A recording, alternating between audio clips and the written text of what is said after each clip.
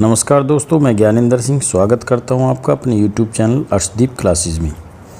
दोस्तों, आज हम बात करेंगे NCERT की पाठ्य पुस्तक समकालीन भारत 2, जिसे भूगोल के नाम से भी जाना जाता है और जो इस वर्ष यूपी बोर्ड की कक्षाओं में भी पढ़ाई गई है और आगे भी पढ़ाने वाले हैं हम इसे, उसके बारे में। दोस्तों, यह इसका पहला पार्ट है, संसाधन एवं विकास, जिस विषय पर हम बात करेंगे। फ़िलहाल आज केवल संसाधन पर बात करेंगे क्योंकि काफ़ी लंबा चैप्टर है और इसकी हमें एक से अधिक वीडियो बनानी पड़ेंगी। दोस्तों, सामाजिक विज्ञान एक ऐसा विषय है जिसकी नॉलेज, जिसकी जानकारी, जिसका ज्ञान आपको हमेशा काम आएगा। यदि आप कंपटीशंस देते हैं तो यह हमेशा काम आएगा और सामान्य जीवन में भी इसका बहुत अधिक उपयोग है। कृपया इस तरह की वीडियोज़ को ध्यानपूर्वक देखें और इसके द्वारा मिली जानकारी को, प्राप्त ज्ञान को आप अपने जीवन में उपयोग करें। तो दोस्तों, वीडियो शुरू करने से पहले मैं आपसे कहना चाहता हूं कि वीडियो को यदि पसंद आए तो लाइक करें, शेयर करें, चैनल को सब्सक्राइब करें, बेल आइकन को ज़रूर प्रेस करें, जिससे कि आपको मेरी अगली वीडियो का नोटिफिकेशन समय पर प्राप्त हो जाए। दोस्तों, बात करते हैं संसाधन की। हमारे पर्यावरण में उपलब्ध प्रत्येक वस्तु जो हमारी आवश्यकताओं को पूरा करने में उपयोग की जाती है और जिसको बनाने के लिए तकनीक उपलब्ध है, प्रौद्योगिकी उपलब्ध है, जो आर्थिक रूप से संभाव्य तथा सांस्कृतिक रूप से मान्य है, एक संसाधन कहलाता है। दोस्तों, जैसा कि आप जानते हैं, सुबह जगने से शाम सोने तक आपके जीवन में बहुत सारी वस्तुओं का प्रयोग आप करते हैं। ठीक है दोस्तों, तो जिन वस्तुओं का प्रयोग आप करते हैं वो क्या है? संसाधन है। संसाधन का मतलब ये है कि पर्यावरण में उपलब्ध वस्तुएं जो आपके द्वारा प्रयोग की जाती हैं, किसी न किसी तकनीक से बनाई जाती हैं, यानी कि उन्हें बनाने के लिए तकनीक उपलब्ध है, संसाधन कहलाती हैं। आर्थिक रूप से संभाव्य हैं, यानी कि वो आपकी रीच में हैं आर्थिक रूप से। आपके लिए संसाधन वो तभी हैं जब आप उन्हें खरीद कर प्रयोग कर सकें। ठीक है दोस्तों, और उनका कोई ना कोई लाभ हो। तीसरी बात है, सांस्कृतिक रूप से मान्य है। इसका मतलब यह है कि वह वस्तुएं संसाधन होती हैं या कहलाती हैं जिनकी अनुमति हमारा समाज हमें देता है। बहुत सारे ऐसे पेड़ होते हैं जिन्हें हिंदू धर्म या में जलाने वगैरह पर रोक है, पूजनीय होते हैं, तो हमारे लिए उनकी लकड़ी या उन्हें जलावन के रूप में प्रयोग करना बिल्कुल भी सही नहीं है। तो हमारे लिए वहाँ वह संसाधन नहीं है। बहुत सारे ऐसे पशु भी होते हैं जिनका मांस विभिन्न धर्मों और जातियों में वर्जित होता है, वहाँ पर वह संसाधन नहीं है क्योंकि समाज इसकी अनुमति नहीं देता। ये देखिए, ये एक पिरामिड बना हुआ है जिसमें भौतिक, पर्यावरण, प्रौद्योगिकी और संस्थाएं, और इसके केंद्र में है मानव। यानी कि मानव जो है तकनीक का इस्तेमाल प्रकृति में करते हुए बहुत सारी संस्थाओं का निर्माण करता है जो कि विकास की गति को तेज करने के लिए काम आती हैं। यानी कि मनुष्य प्रकृति को में प्रौद्योगिकी का इस्तेमाल करते हुए बहुत सारी संस्थाएं का निर्माण करता है जिनसे कि आर्थिक विकास हो सके। इसमें जो हम वर्गीकरण पढ़ेंगे वह तो है ही, एक अन्य वर्गीकरण भी इस किताब में दिया गया जिस पर हम एक नज़र डाल लेते हैं। यहाँ पर संसाधनों को जो बांटा गया है वो बांटा गया है प्राकृतिक और मानवीय में। मानवीय में संरचनाएं एवं संस्थाएं, वह संरचनाएं जिन्हें मानव निर्मित करता है, और संस्थाएं। और मात्रा एवं गुणवत्ता, ये कौन है? खुद मानव। कितनी मात्रा है और उनकी क्या गुणवत्ता है? डॉक्टर्स हैं, इंजीनियर्स हैं, ये सब संसाधन है मानवीय। अब है नवीकरण योग्य। प्राकृतिक को बांटा गया है नवीकरण और अनवीकरण। नवीकरण योग्य संसाधन को भी फिर दो भागों में बांटा गया है। एक वो जिनका प्रवाह लगातार बना रहता है, सतत, जैसे पवन है, जल है, सौर ऊर्जा, ये कभी ना खत्म होने वाले संसाधन होते हैं। एक है जैव। जैव को भी यहाँ दो भागों में बांटा गया है, प्राकृतिक वनस्पति और वन्य जीव। यानी कि जो पेड़ पौधे हैं, वन हैं, वो प्राकृतिक वनस्पति में, और जो वन्य जीव हैं वो पशु हैं, मानव है इसमें। ये सब क्या है? ये जो हैं नवीकरणीय में आते हैं, जैव वाले। आप इन्हें एक बार ख़त्म होने के बाद पुनः कुछ समय में दोबारा पैदा कर सकते हैं। वन है, पेड़ हैं आपके, आप काट लेते हैं फिर दोबारा लगा लेते हैं, पशु हैं मर जाते हैं फिर पैदा हो जाते हैं। और अनवीकरणीय में आते हैं 2 प्रकार के, पुनः चक्रीय जैसे कि धातु है, आप धातु को रिसाइकिल करके एक वस्तु से दूसरी बना सकते हैं, उसका रूप परिवर्तित कर सकते हैं। और एक है अचक्रीय, इसमें कौन से आते हैं, फॉसिल फ्यूल जैसे जीवाश्म ईंधन, कोयला है, खनिज तेल है। अगर आपने इनका प्रयोग एक बार कर लिया तो आप इन्हें फिर दोबारा प्राप्त नहीं कर सकते, इनका निर्माण नहीं कर सकते, क्योंकि जीवाश्म ईंधन बहुत लंबे समय बाद बनते हैं, बहुत लंबा समय लगता है इनके बनने में, और मानव जीवन उतना लंबा नहीं होता। अब हम बात करेंगे आगे संसाधनों का वर्गीकरण जो इस किताब में दिया गया है। संसाधनों का वर्गीकरण निम्न प्रकार किया जा सकता है। सबसे पहले उत्पत्ति के आधार पर जैव संसाधन, अजैव संसाधन, समाप्यता के आधार पर नवीकरणीय और अनवीकरणीय, स्वामित्व के आधार पर व्यक्तिगत, सामुदायिक, राष्ट्रीय और अंतर्राष्ट्रीय, विकास के स्तर के आधार पर संभावी, विकसित, भंडार और संचित कोष। इस प्रकार इसका वर्गीकरण किया गया है। अब हमें इन्हें थोड़ा विस्तार से पढ़ते हैं अगली स्लाइड में। उत्पत्ति के आधार पर जैव संसाधन, जिन संसाधनों की प्राप्ति जीव मंडल से होती है तथा जिनमें जीवन व्याप्त है, जैव संसाधन कहलाते हैं, जैसे मनुष्य, वनस्पति जात, प्राणी जात, मत्स्य जीवन, पशुधन। तो इनकी उत्पत्ति कहाँ से होती है, जीव मंडल से, और इनमें जीवन है। ये सभी जीवित जितने भी हैं जो हमारे काम आते हैं, ये क्या है, जैव संसाधन। अजैव संसाधन कौन से होते हैं, निर्जीव वस्तुओं से बने सारे संसाधन अजैव संसाधन कहलाते हैं,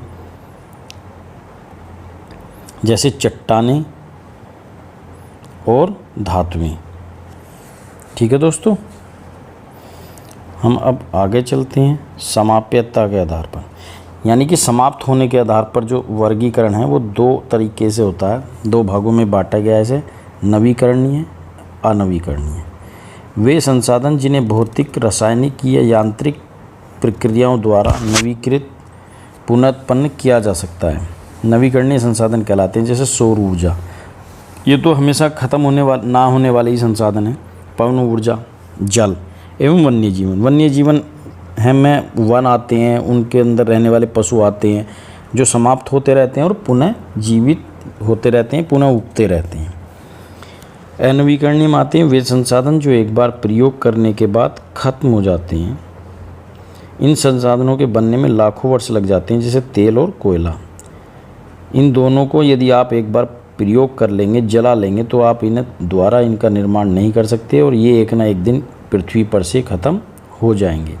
स्वामित्व के आधार पर, ओनरशिप यानी कि मालिकाना हक के आधार पर आपका जो वर्गीकरण है वह इस प्रकार है कि एक होते हैं व्यक्तिगत संसाधन, ऐसे संसाधन जिन संसाधनों का स्वामित्व निजी व्यक्तियों के हाथों में होता है, जैसे भूखंड है, आपका कोई प्लॉट है, खेत है, घर हैं, अन्य जायदाद हैं, इनके मालिक कौन है, आप स्वयं होते हैं। तो ये क्या कहलाते हैं, व्यक्तिगत संसाधन।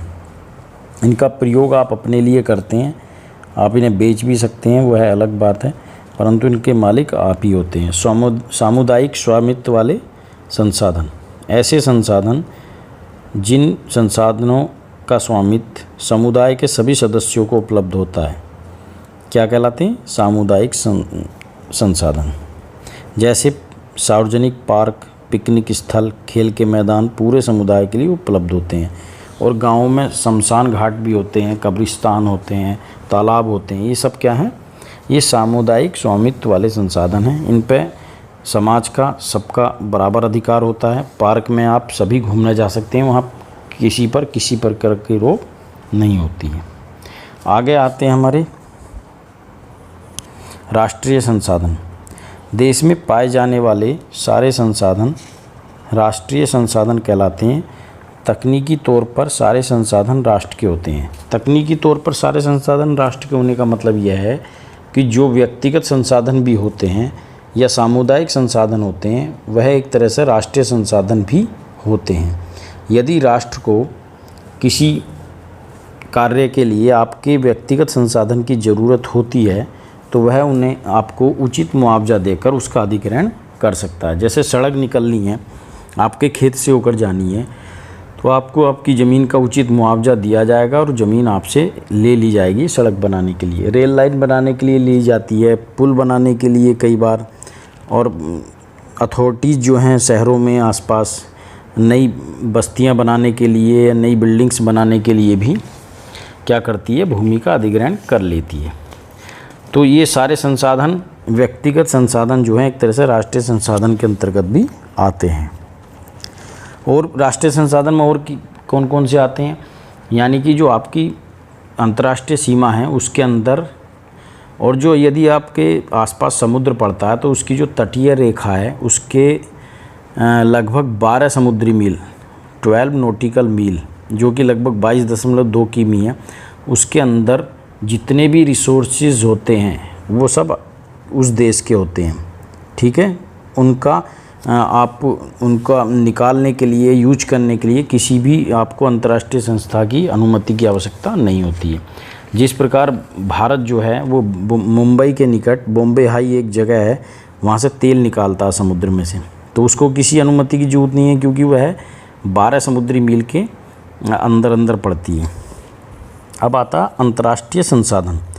तट रेखा से 200 समुद्री मील की दूरी अपवर्जक आर्थिक क्षेत्र होता है। यह से परे मतलब से आगे 200 मील तक जो दूरी है तट से, उससे आगे का जो क्षेत्र है उसमें जो परे खुले महासागरीय संसाधनों को क्या कहते हैं, अंतर्राष्ट्रीय संसाधन कहा जाता है। इन संसाधनों को अंतर्राष्ट्रीय संस्थाओं की सहमति के बिना उपयोग नहीं किया जा सकता। यदि वहाँ कोई ऐसे रिसोर्सेज हैं, ऐसे खनिज हैं या कोई और चीज़ है, तो आप उनका प्रयोग कैसे कर सकते हैं, जो अंतर्राष्ट्रीय संस्थाएं हैं जैसे यूएनओ वगैरह, उनकी अनुमति से ही कर सकते हैं। अब आप सोच रहे होंगे कि राष्ट्रीय तो 12 तक हैं और अंतर्राष्ट्रीय 200 मील से आगे शुरू होते हैं, तो इनके बीच में जो हैं वो किसके हैं, वह भी एक तरह से अंतर्राष्ट्रीय ही हैं। आप उनमें आप अनुमति से उनका खनन कर सकते हैं, परंतु उसके लिए भी आपको संस्थाओं की अनुमति लेनी पड़ती है। इसके बाद कौन से आते हैं, संभावी विकास के स्तर पर, अब जो बंटवारा होगा वो होगा विकास के स्तर पर। पहले हैं संभाव्य संसाधन, वैसे संसाधन जो किसी प्रदेश में विद्यमान होते हैं परंतु इनका उपयोग नहीं किया गया। उदाहरण स्वरूप भारत के पश्चिमी भाग, राजस्थान एवं गुजरात में पवन और सौर ऊर्जा संसाधनों की अपार संभावना है। भारत का जो पश्चिमी हिस्सा है जिसके अंतर्गत गुजरात और राजस्थान आते हैं, यहाँ सौर ऊर्जा और पवन ऊर्जा के जो हैं बहुत ज़्यादा उत्पादन के चांसेस हैं, परंतु अभी तक ऐसा नहीं हो पाया। वैसे गुजरात में अब जो है सौर ऊर्जा के नए वो लग रहे हैं, नहरों वगैरह के ऊपर पूरे में लगाए जा रहे हैं जब से मोदी गवर्नमेंट आई है, परंतु अभी तक उतना इनका इस्तेमाल नहीं किया गया। संभावना बहुत है परंतु हम इसका प्रयोग नहीं कर पाए। विकसित संसाधन है वैसे संसाधन जिनका सर्वेक्षण किया जा चुका है और जिनके उपयोग की गुणवत्ता और मात्रा निर्धारित की जा चुकी है, क्या कहलाते हैं, विकसित संसाधन कहलाते हैं। ठीक है दोस्तों, अब आते हैं अगला संसाधन, भंडार। संसाधन जिनका सर्वेक्षण किया जा चुका है परंतु प्रौद्योगिकी के अभाव में जिनका उपयोग नहीं किया जा सकता। उदाहरण के लिए जल 2 ज्वलनशील गैसों हाइड्रोजन और ऑक्सीजन का यौगिक है जिसे ऊर्जा के मुख्य स्रोत के रूप में उपयोग किया जा सकता है, क्योंकि हाइड्रोजन और ऑक्सीजन दोनों ही कैसी गैसें हैं, ज्वलनशील, परंतु इनको हम अलग अलग करके वहाँ से इस्तेमाल करने की हम पे अभी टेक्नोलॉजी नहीं है। इसलिए अभी संसाधन का भंडार तो है परंतु प्रौद्योगिकी या तकनीक उपलब्ध न होने की वजह से भी, हमें पता होते हुए भी कि ये जो गैसें हैं दोनों हमारे यूज़ आ सकती हैं बहुत अच्छी तरह से, परंतु हमारे पास कोई ऐसी तकनीक नहीं है, तो केवल ये भंडार के रूप में है अभी हमारे यहाँ। संचित कोष वैसे संसाधन जो भंडार का ही एक हिस्सा हैं और जिनका उपयोग उपलब्ध तकनीक द्वारा किया जा सकता है, जिनका उपयोग अभी तक शुरू नहीं किया गया, जैसे बांधों में जल, वन आदि। ठीक है दोस्तों, आज के लिए इतना ही। बाकी अगली वीडियो में वीडियो को लाइक करें, शेयर करें और चैनल को सब्सक्राइब करें। तब तक के लिए नमस्कार, धन्यवाद।